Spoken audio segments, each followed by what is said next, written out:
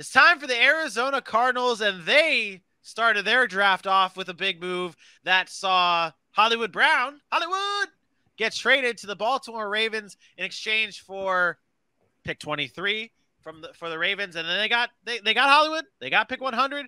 They're making moves. Their draft after that was also not that bad. I thought they had a fairly good draft. I know you think I'm high on everybody's draft, but I thought the Arizona Cardinals did a good job, not a great job. They started things off with taking Trey McBride, followed up by Cam Thomas and Myjai Sanders, the defensive end out of AJ's Cincinnati Bearcats. Sorry, AJ's, they become your Bearcats now.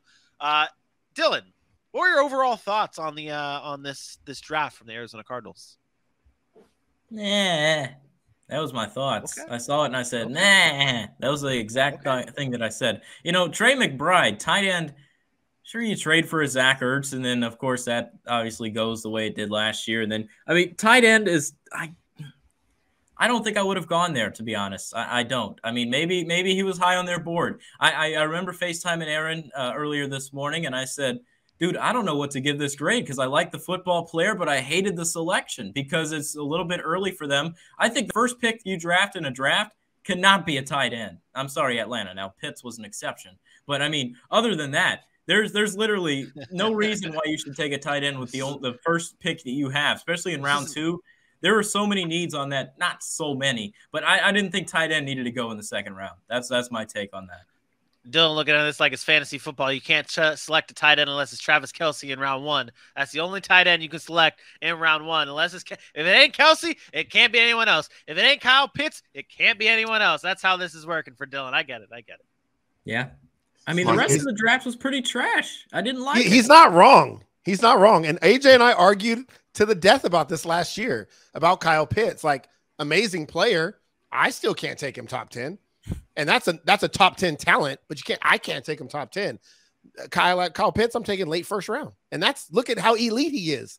So you look at a Trey McBride in the second round, I get where Dylan is coming from. But again, it goes to show where the NFL is going. This is about putting pieces around your star quarterback who needs weapons. And and I think a lot of this had to also do with the fact that they knew DeAndre Hopkins was getting suspended.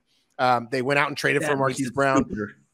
It makes it actually not stupider. It gets them another weapon in the middle of the field, which is a quarterback's best friend. No matter how we want to view tight ends, and I'm the biggest hater of tight ends, that is a quarterback's best friend and can help Kyler Murray stay healthy. Quick throws with him and Zach Ertz. I liked the pick. I didn't love it. Trey McBride is an interesting player because he's highly touted, but his production really came in one season. And we've seen this over and over again in the NFL where a college guy comes out and he's had one good season and you're like, okay. And then he gets drafted pretty high in the second round. You're like, can I trust that? I'm not sure I can trust him to be that type of player. It helps when you got a guy like Zach Ertz to learn from, to play alongside. I'm sure they're going to run some 2 tight end sets, help Kyler Murray get rid of the ball quickly. This is about the Arizona offense maybe transitioning to something different than what Cliff Kingsbury thought he was going to do when he first came in the NFL, which was 5 wide, spread it out, get all these receivers on the field. I think they might be shifting that focus. I like the thing that I like about the Arizona Cardinals, whether it be a good strategy or not, they're a team that sticks with their plan. Like they're sticking with their system no matter what, whether it's good or bad, they are sticking with their system. And I thought that was evident with their, their 7th round pick, their last pick of the draft, selecting Marquise Hayes, the guard out of Oklahoma, who has, so I know you're going to laugh at this. He's got some familiarity with Kyler Murray. So this is going to be able to, he's a guard. He comes in that can help him out.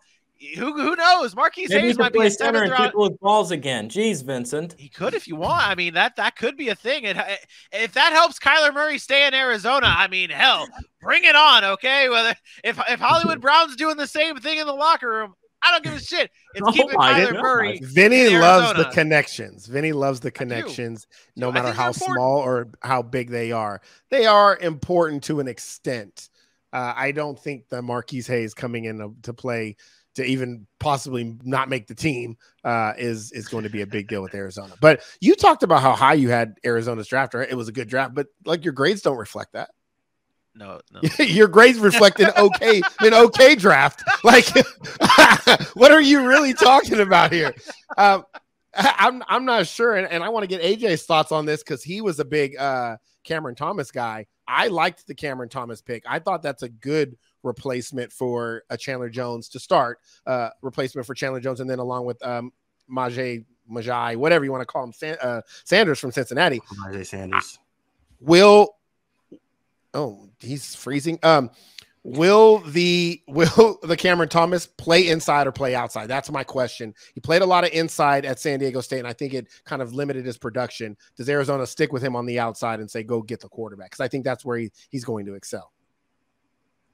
Yeah, I'm a fan of it. I think he is going to be a solid edge rusher for them along with Majay. And I like that. May be the only real part of the Cardinals draft that I liked was the fact that they addressed the edge a couple times. You know, you see a lot of these teams with the need. They're like, well, we got one player like my Atlanta Falcons. We need receivers bad. We'll get one in the top 10 and never look that way again.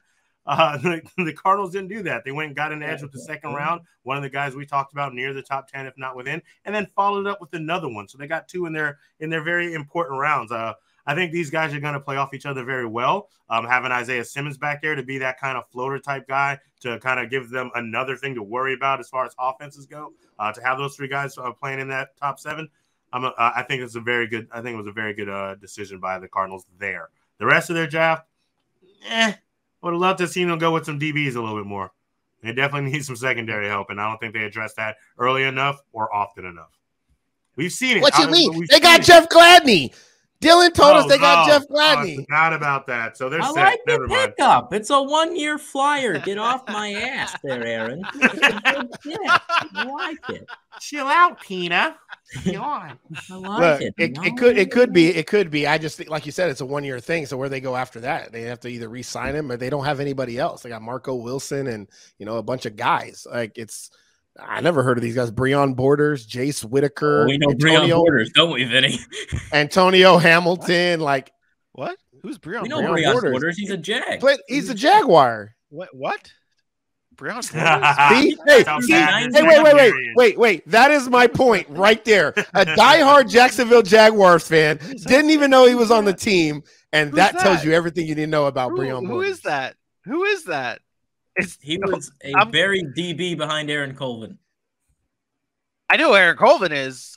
Good. That's not who we're talking about. We're talking about that's not who we're. I didn't even know that person existed. But all right, let's see how the rest of this NFC West shook out in terms of overall GPA. And it looks like this: the Rams at 2.59, followed up by the San Francisco 49ers at 1.96. Yeah, that's how it ended up shaking out, gentlemen. That's just the way it is. Worse than the Commanders. But we were just that was worse. No, than the Commanders. it wasn't. I thought 1.98. Oh, well, see, close. All right. Yeah. So that's what happens when you draft a running back that you don't need with your second. We move on. I digress. But we were just talking about the Seattle Seahawks. They end up with the highest grade, and like you said, Aaron, they had the most. They had the most complete draft. They ended up making the right picks. Even in the later rounds, you got a Bo Melton, who AJ, you were just very high on.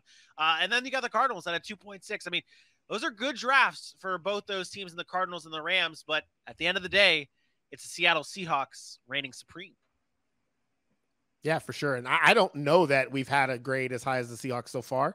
Maybe we had a 3.6 in one of them, maybe the Jets, or I don't know. But I was highly impressed with Seattle, and I'm not saying they're going to come and win the division now because they had what we call a good draft, but this is the step. Their next step is finding their quarterback, right? So they started to put some pieces in place. The DK Metcalf contract is going to be next. They'll start putting pieces in place and then building that foundation. So when they do go out and either draft a quarterback next year, a Bryce Young or, a CJ Stroud, if they can bring one of those guys in, then you're already set up for success with the foundation, and you don't have to worry about a young quarterback coming into some shit box of a roster. So like the Atlanta Falcons or one of those. Linebackers. Hey, they got a lot of linebackers. We'll get to the NFC South because I got a lot to say. Good. But that's what happens when you have your owner. You got good ownership. You got good management. Got a good coaching staff. That's what happens. So I think that's the way the Seattle Seahawks are rolling. It's a good start to their rebuild.